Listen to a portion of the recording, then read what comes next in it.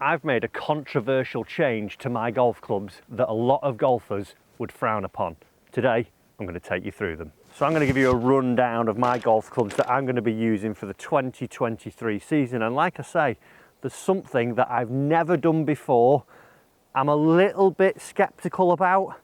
And like I said as well earlier, a lot of golfers would frown upon the change that I've made. So we're going to start with the woods here on the 11th tee at Formby Ladies Golf Club. And the first one that I'm going to introduce you to is the driver, the big stick. Now you may have seen my driver fitting video already, but the driver that I'm actually going to be using is this, the Mizuno STX driver, the 230, set in a 9.5 degree. It's the actual drawers version of the new Mizuno lineup. And then actually complementing that, I've got the VENTUS TR6X Red from Fujikura, which you'll notice will probably be a common theme throughout this video because they're one of the new channel partners.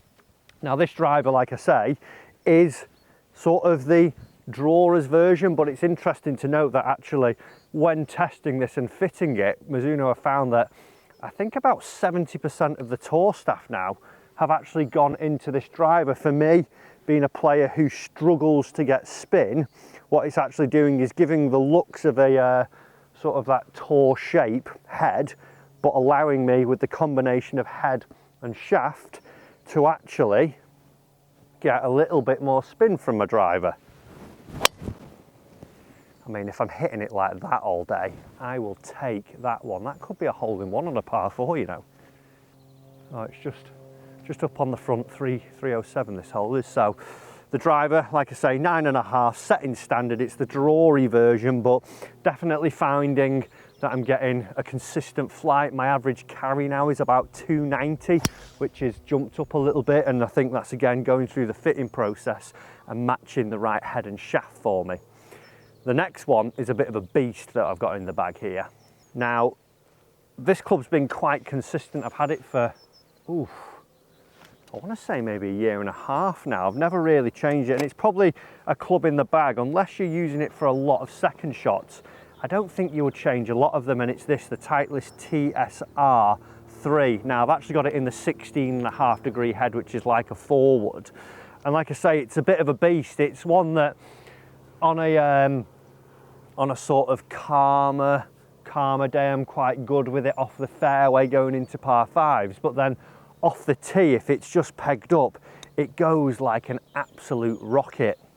This one again features another TR shaft, the VENTUS TR Black. This one, it's an 80X, so it's a heavier shaft, and that's just allowing me not to balloon it up a little bit too much with it being a forward. I was finding in the 3-wood, it was going pretty much the same distance as a driver, so adding that bit more loft, I didn't want to see that I was losing loads of distance through getting it too high. So just having that slightly heavier shaft is allowing me to do that. And like I say, it's not a club that I use loads, but off the tee it's a machine, and then off the fairway I can still hit some nice shots, be a little bit creative with it. Look at that, tiny little fade pops up. And this one's carrying round about 255 for me off the tee, 255, 260. So it's that sort of 30-yard carry behind the driver. But again, it's probably a club that maybe in a month, if I play 4 rounds of golf, I'll use it 4 times. So it's there when I need it.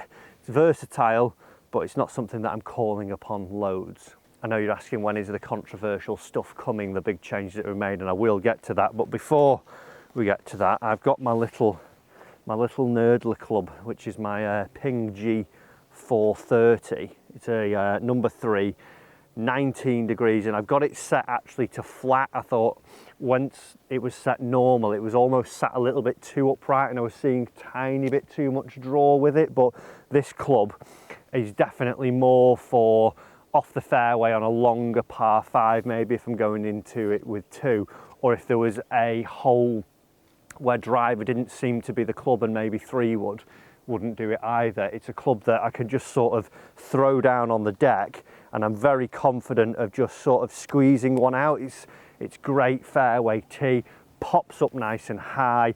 I do have again a VENTUS X. I've matched the weight. I've got an 8 X in here, but this is the VENTUS HB one, so this is the more hybrid shaft. You could put a TR in here, but I want the hybrid one, designed for getting the correct spin and also getting the right launch with this club. But a club that I think definitely for me, I like the look of the 2-iron, but I would struggle actually getting the spin that I need. So this gives me the versatility of spin and actually still giving me a little bit of versatility in being creative with it.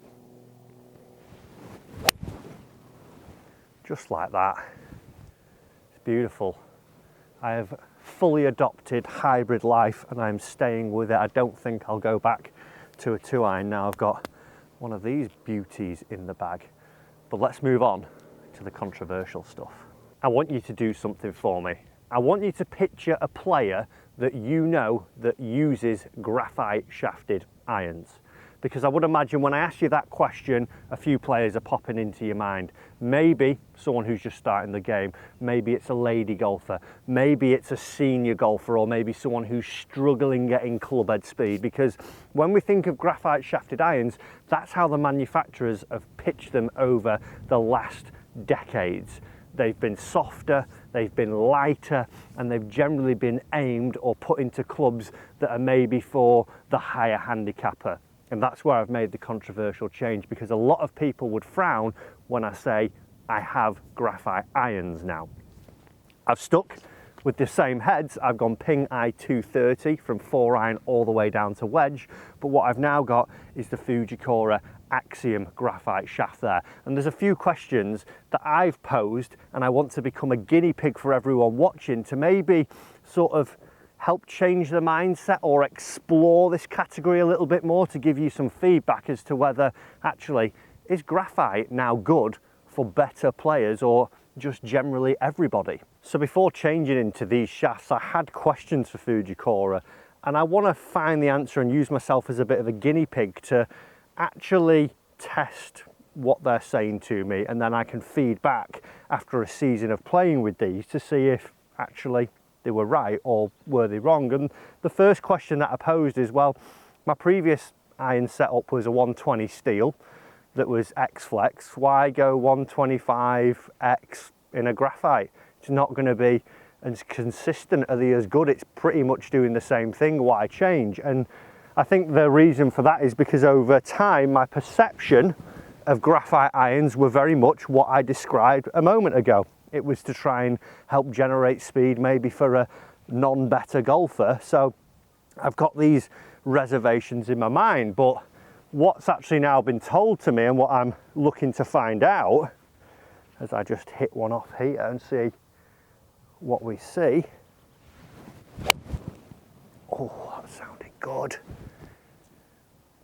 Is that actually now graphite, the production of them has come a long, long way. So the consistency was always an issue from maybe a better player's standpoint. Oh, well, graphite's not as consistent, it's not as round, and it's not going to perform in the same way as the steel shaft does, because we know it is a tube and we know it's produced to a certain standard. Now, like I say, over time, that has changed. So actually, the production has got better and actually can be tailored more than a steel. With steel, you can only change weight and a step, as where now with graphite, you can actually change where the club flexes at certain points, how much spin you're able to get, the feel of them, the sound of them. So there's a lot more performance benefits in the graphite.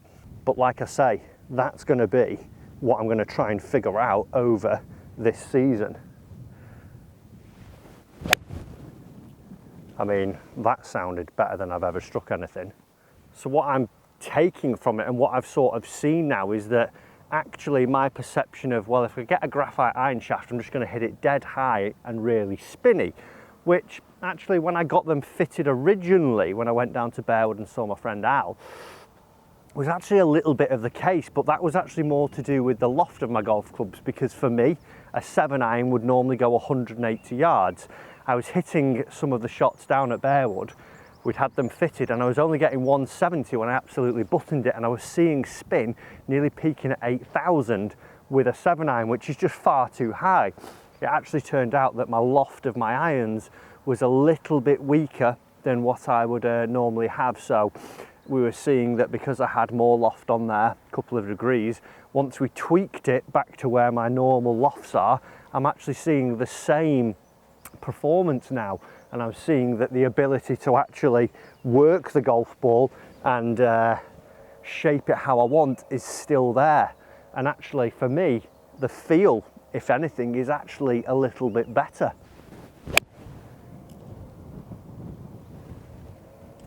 I've also gone for full graphite, carried it on through the bag. I've got it into my wedges. I've got the new Mizuno T22s, but then I've actually got the MCI shaft from Fujikura in here. Again, in a stiff this time, or solid, and it's 105. So it's a little bit lighter than my normal ones, and a little bit softer. Again, this was all about tailoring performance, because for me, I lack spin generally.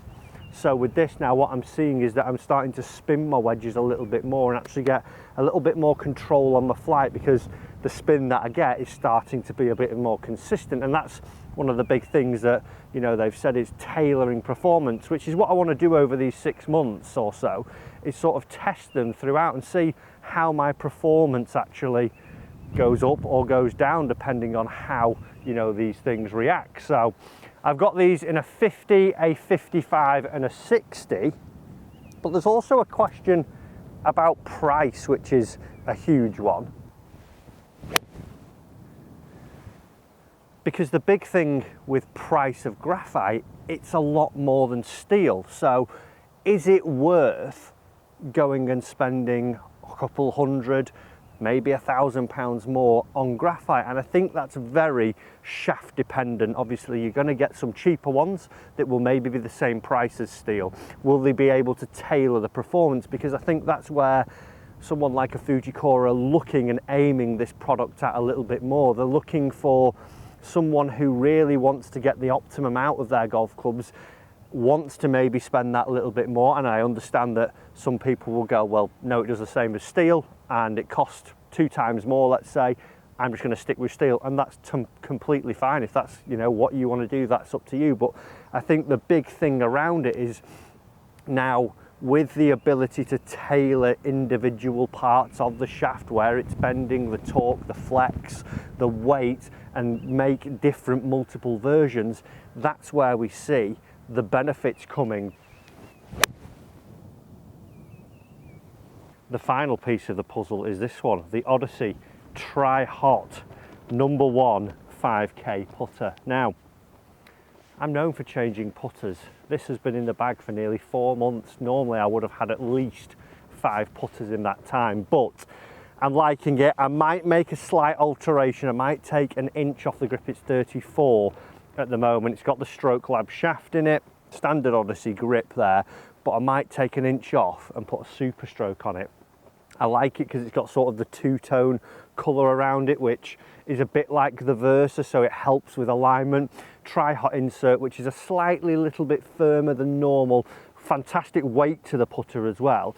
And overall, it just looks brilliant. I had one when I was like a junior golfer, and it was proper rude boy material back then, and it is just, they've just still carried on, and they are fantastic. So I want to try and stick it out with it. I'm putting okay, I generally do. I just need to work on my stroke sometimes instead of changing the blade. But at the minute, this is staying in the bag. Cut to me 2 months later, and I've tried 8 more putters because I had a meltdown. But at the moment, Odyssey Tri-Hot 5, Tri-Hot 5K #1. And that wraps up the bag. Like I say, 4 different brands in there: Mizuno, Ping, Callaway, TITLEIST. It's all about those shafts though, the AXIOMs, how they will perform in my irons, and then the MCIs in the wedges. If you have questions, let me know. I want to be a sounding board, and we will touch back on them later in the year to see how my performance is going. Guys, comment down below if you enjoyed. Subscribe, and we'll see you in another video. Maybe check out my driver fitting video here if you've not done it already.